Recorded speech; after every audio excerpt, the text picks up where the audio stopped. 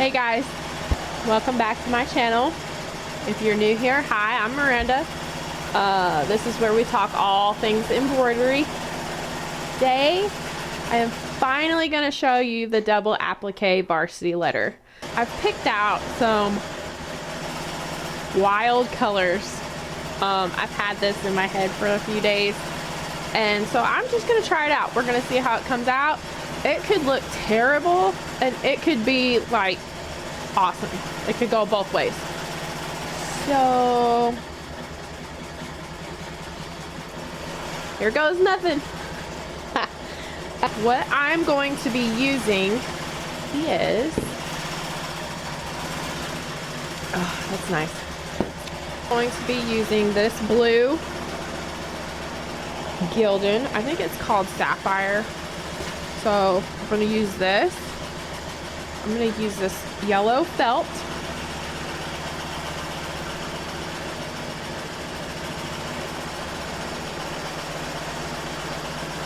Is this right? Okay, change of plans. Not the yellow. I think I'm going to go with this green. Picking colors is so hard.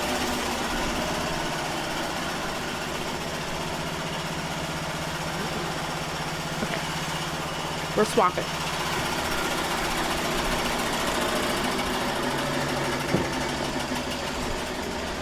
Okay, so sapphire blue we're going to do with this lime, and then I'm going to do the pink sequence on top.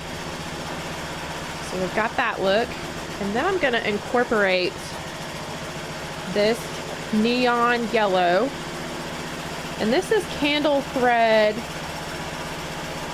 I think that says 8601. Yeah, that's what it looks like to me. 8601. This is candle thread 8672. And I think this is going to go on the outside. We're going to do that on the inside. And then I've added some wording across my letter. And I'm going to go in and do that with this 1833 Madeira. Now, if you are, let me get my fancy schmancy chart over here. All Stitch will send you these cute little thread chart, and you can get whatever color you want. So the Madeira color for this color is $15.95. And then this color is $19.35 if you're ordering the Madeira. Now, if you're not ordering the Madeira and you want candle thread, and you're like, what the heck color is that purple? Candle thread actually has a thing on their website where you can type in the Madeira color and it will color match it to the candle thread number that you need, which I think is pretty cool. So if you're ordering candle thread, that's an option. And then if you're ordering Madeira from All Stitch, those are your numbers you need to get. So I'm going to get my shirt hooped up. My machine's almost ready for this, and we'll get the heat and bond put on here, and then I'll show you how to do the heat and bond. So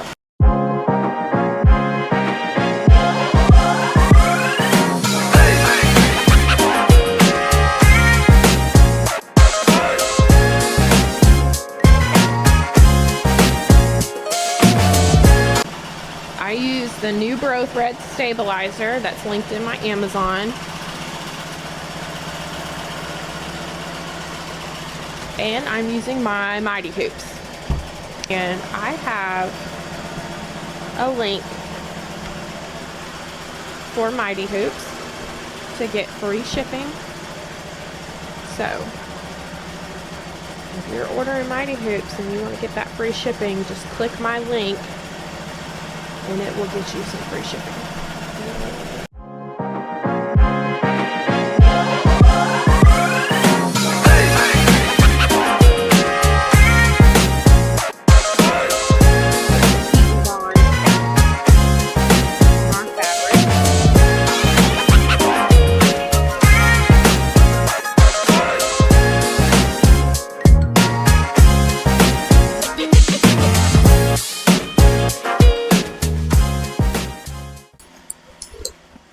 I got these scissors.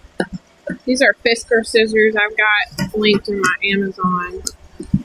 I like them a lot for cutting fabric and make it pretty easy. And the sequence is from Kiki Textiles.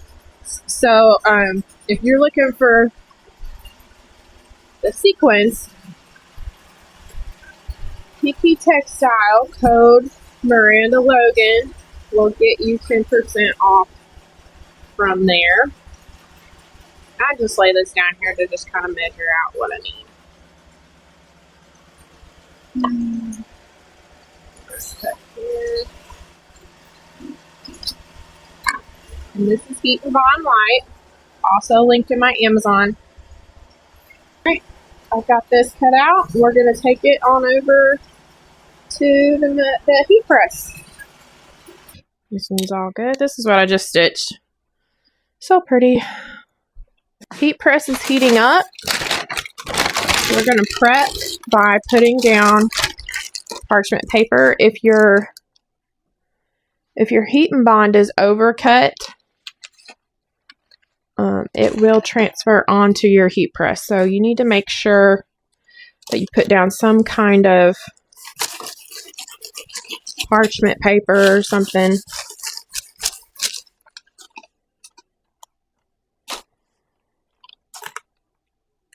I'm going to put my felt on here.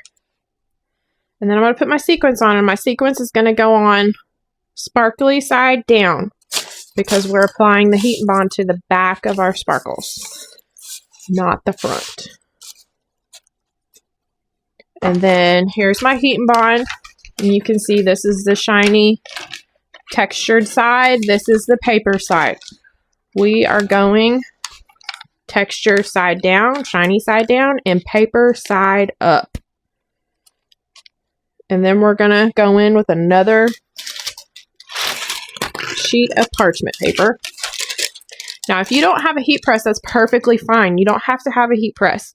You can do this with an iron. Follow the same steps. Just use an iron.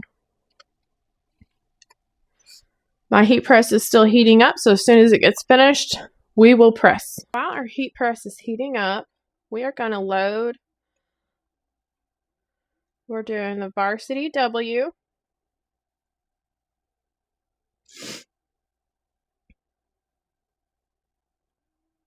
Okay, now I am going to load my threads, and what I'm doing is on the machine, I will put the purple on 15.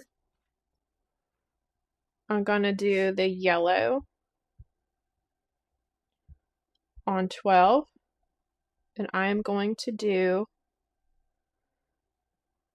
the pink on 9. Yes, that's the colors I did. Okay. Now, for our tack down stitch, I think I'm going to do that in all yellow. So now this is our trace stitch for our outer line. This at number 2 is our tack down stitch for our outer line, and that is going to tack down our felt.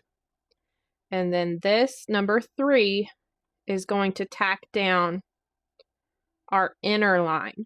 Now, I don't do a tack down, I don't do a trace line for the inner line because there's just really no need to. And since our sequence is pink, I am going to set that as yellow. That way I can see where I'm cutting. If you do sequence and you tack down your sequence with the exact same color as your sequence, you're going to have a hard time getting it trimmed as closely as you want to, because you're not going to be able to see the stitch.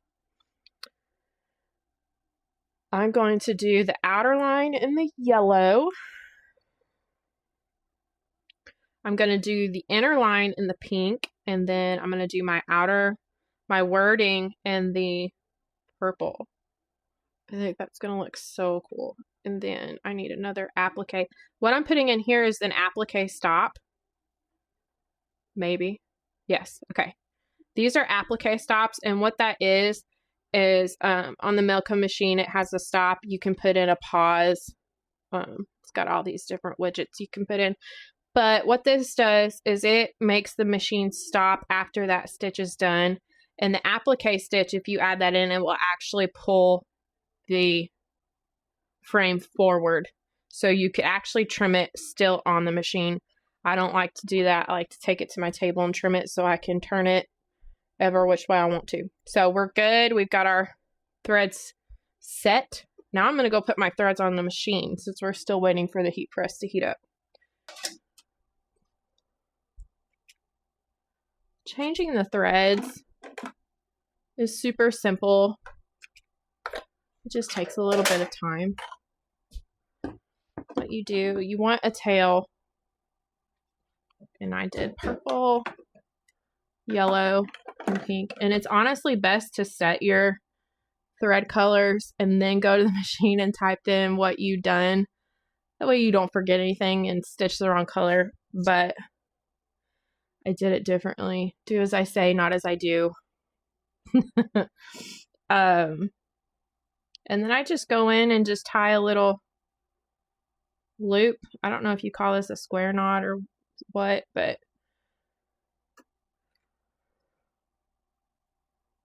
I just take my two threads. The new goes over top of the old. Take the tail of the old all the way around and slip it in between. Then you pull it tight. And then I'm going to flip up those numbers. So 9, 12, and 15. Now I am going to pull from the bottom.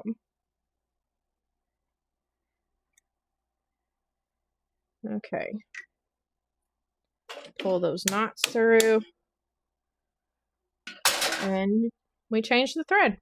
Very simple. We are heated. We're heated to 320. And we're going to press for about 6 seconds. That typically is good.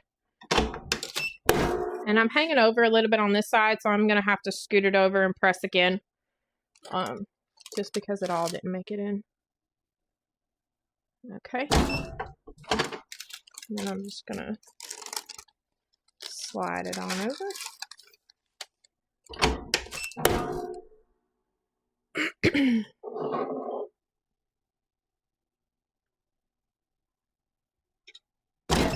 All right, and it's finished. Now don't peel this immediately, because if you peel it while it's still super duper hot, it's not going to adhere correctly. You want to wait for it to cool for just a second. If it's too hot to touch, it's too hot to peel. You can peel it when it's warm. Don't peel it when it's hot. Okay, I think we're good. And then you just take the paper and you peel it away. Simple as that. And then we're just going to chunk our paper. And we're going to go to the machine and get started. I'm going to check my bobbin. I have a really bad habit of not doing that and running out halfway through. Putting in a new bobbin. We're going to load our shirt. And we're going to do our first stitch, which is the trace stitch.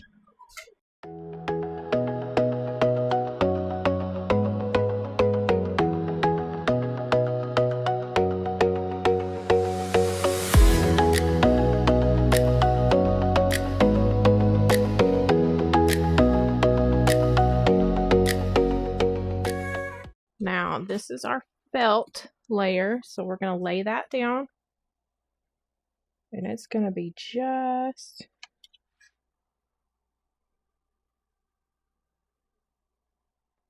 all right.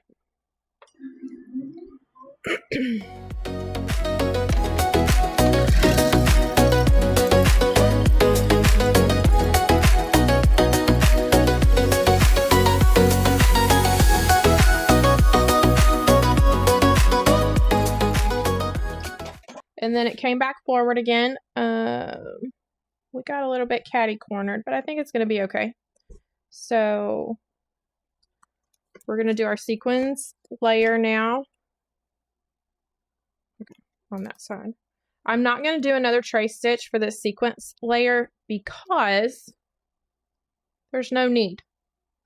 Our sequence layer is smaller than our outer layer, so you already know the area that you need to fit into, so there's really no need to put another trace layer down. As long as you're inside of the outer layer, you're good. So there's no need to take the time. I'm also not going to take this off and trim the felt yet because they can both be trimmed at the exact same time, and I'll show you how that's done in a minute. So we're going to tack this down. I'm going to trim. Now my scissors that I'm going to use are the Ginger. I will not do sequins without these scissors. They are a must with the sequins. I do have them linked in my Amazon, so if you need to get you a pair, hit up my Amazon link because these are a must. Now I'm gonna try to do this without having my arm in the way the whole time. We'll see. So I'm just gonna, and I want you to take note that I'm using the middle of the scissors, that middle of that curve to cut, and not the tip. If you point these scissors down and snip with the end of them, you are going to cut your sweatshirt. I am also not just going straight through here. I'm doing one snip at a time, and I'm resetting my scissors. Now, when you get in a corner, of course, you have to use the tip. Just be very careful.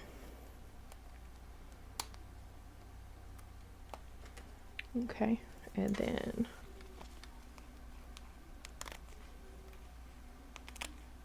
I'm going to get this corner.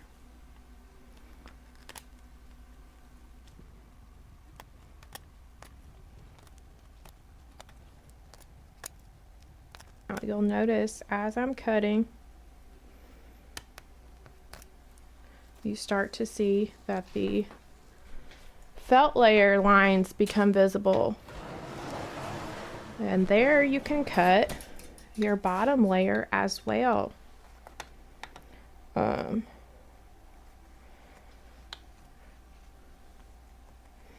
doing it this way just saves you some time from having to take it off the machine, trim it, put it back on, do another tack down layer, take it off, trim it again. You just do all your trimming in one sitting. Now you'll notice I did a boo-boo, and my felt didn't quite make it. It moved while I was tacking it down. However, I'm not going to count this out just yet because my satin stitch on this design is quite thick, and so it very well may still catch that felt with the satin stitch.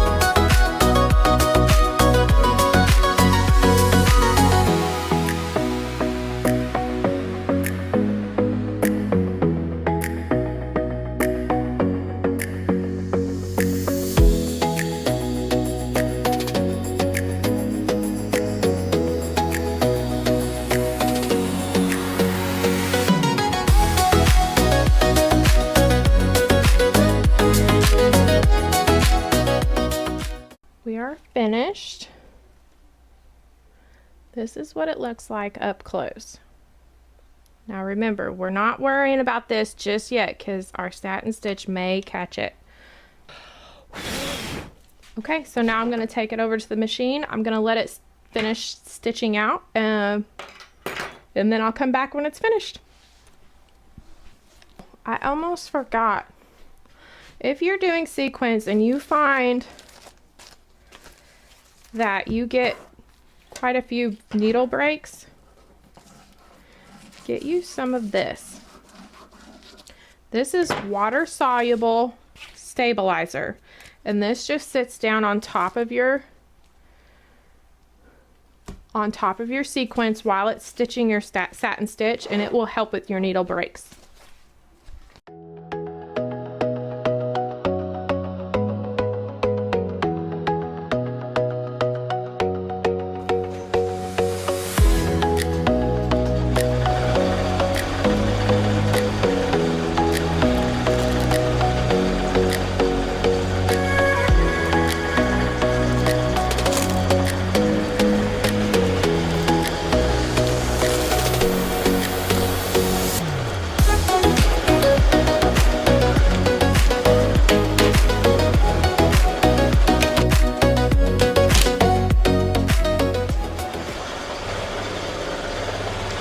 So it's finished with the satin stitch. Now I am going to flip it inside out. We're going to trim the excess stabilizer.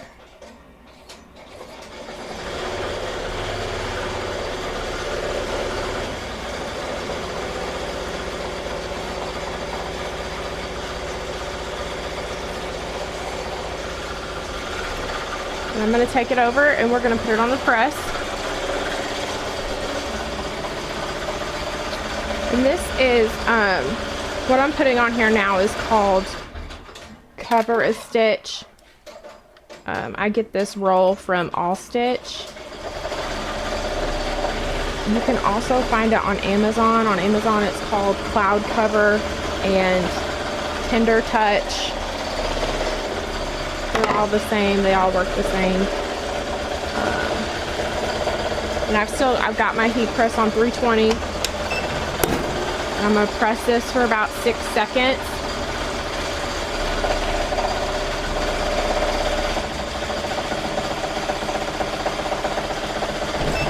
And now I'm going to flip it right side out, and I'm going to press it again just so I can get a good press on the fabric and make sure that that heat and bond activates and fuses to the shirt as well.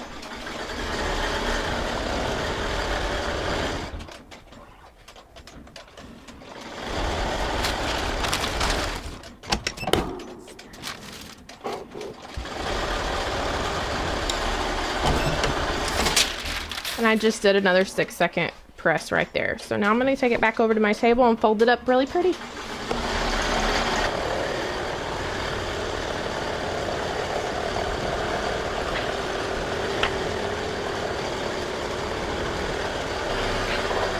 Okay, so here we have our finished product, and you just made a double applique varsity letter shirt. Very simple, just some getting used to. It basically follows all the lines of a regular applique. You just have to tack down twice.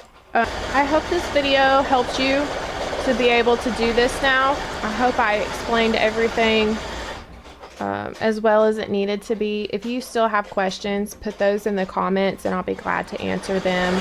I did find the letter, the big double varsity letter, I did find that on Etsy. So if you're still looking for that, it's on Etsy. Yeah, I think that just about covers everything. I hope I hit all the points that I needed to explain this to you, and the process was pretty simple for you. And if you make one, tag me, post it, tag me, put it in the comments. I want to see what you make. I hope this was a help to you. I hope you feel confident that you can do this now. And I appreciate you watching my videos. If you haven't yet, please like and subscribe. When you subscribe, it doesn't cost you anything, but it does help me to be able to make more of these videos. So that would be greatly appreciated. And I'll talk to y'all later. Actually, hello? What's wrong with me? Ew.